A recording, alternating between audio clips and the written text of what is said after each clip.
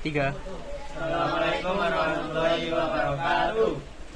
Jadi di sini kami akan mempresentasikan atau menjelaskan tentang materi sabar dalam menghadapi musibah dan ujian.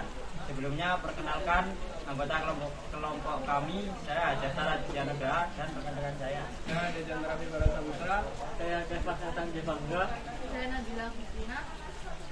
Jadi untuk materi yang pertama akan disampaikan oleh Kefas. Untuk materi yang pertama yaitu adalah pengertian dari sabar.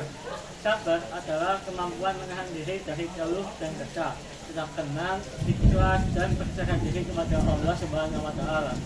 Saat menghadapi kesulitan sekaligus tetap berusaha memperbaiki keadaan. Yang kedua adalah materi tentang macam-macam sabar. Sabar yang pertama adalah sabar dalam ketaatan, yaitu tetap menjalankan ibadah meski lelah ataupun sibuk. Yang kedua adalah sabar dalam menjauhi maksiat, menahan diri dari godaan yang bisa membawa kepada dosa. Yang ketiga adalah sabar menghadapi musibah ataupun ujian, dengan bersikap tenang, menerima takdir dan tidak putus asa saat tertimpa musibah seperti kehilangan, sakit ataupun kesulitan hidup. Musibah dan ujian. Yang pertama, kehilangan harta atau pekerjaan. Yang kedua, kematian orang yang dicintai. Yang ketiga, kegagalan dalam pelajaran atau pekerjaan. Yang keempat, sakit atau kondisi fisik yang melemah. Yang kelima, tekanan ekonomi. Dan yang terakhir, fitnah atau perlakuan tidak adil. Setiap ujian memiliki tujuan untuk menguatkan keimanan seseorang. Yang keempat, ada cara menghadapi musibah dengan sabar. Yang pertama itu ikhlas dan menerima takdir tanpa menyalahkan diri atau orang lain. Yang kedua, tetap berbaik sangka atau husnuzon bahwa Allah punya rencana terbaik. Yang ketiga, mengucapkan zikir seperti innalillahi wa inna ilaihi raji'un. Yang keempat, ada berdoa dan memperbanyak ibadah untuk menenangkan hati. Yang kelima, mencari solusi dan tidak tinggal diam. Yang keenam, mengontrol emosi, tidak marah-marah atau panik secara berlebihan. Dan yang terakhir, meminta dukungan kepada keluarga atau orang yang dipercaya. Bismillahirrahmanirrahim. Alladzina idza asabathum musibah qalu innallaha wa inna ilaihi raji'un. Yang artinya yaitu orang-orang yang apabila ditimpa musibah mereka mengucapkan inna lillahi wa inna ilaihi raji'un. Sesungguhnya kami adalah milik Allah dan sesungguhnya kepadanya kita akan kembali. Kemudian ada surat Ibrahim ayat 9. A'udzubillahi minasyaitonir rajim. Bismillahirrahmanirrahim.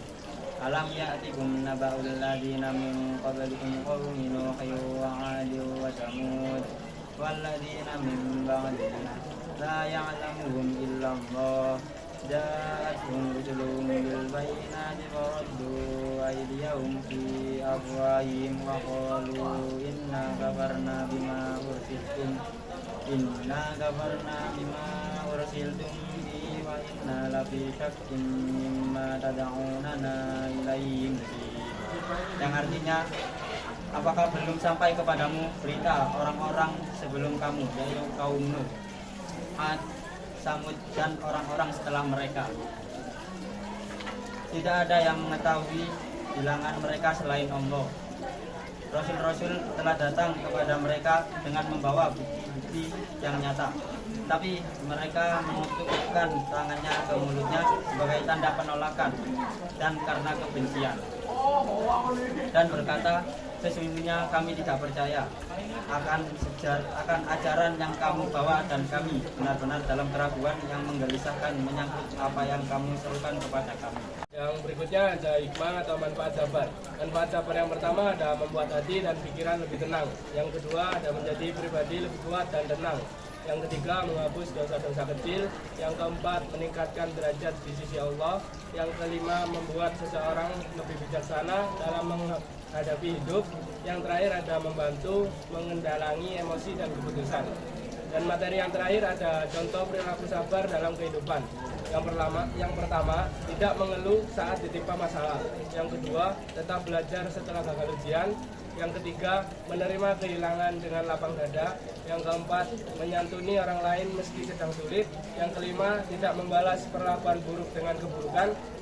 Dan yang terakhir, tetap bekerja keras meski hasil belum terlihat. Jadi untuk kesimpulannya adalah sabar dalam menghadapi musibah dan ujian adalah sikap menahan diri, tetap tenang, dan ikhlas menerima ketetapan Allah sambil terus berusaha memperbaiki keadaan. Sabar bukan hanya pasrah, tetapi juga menunjukkan kedewasaan iman, kekuatan hati, dan kemampuan mengendalikan emosi. Dengan sabar, seseorang dapat menghadapi berbagai cobaan hidup dengan lebih bijak, mendapatkan ketenangan, dan memperoleh pahala serta kedudukan tinggi di sisi Allah. Musibah menjadi sarana penghapus dosa dan penguat keimanan bagi orang-orang yang mampu bersabar. Sekian materi yang dapat kelompok kami sampaikan.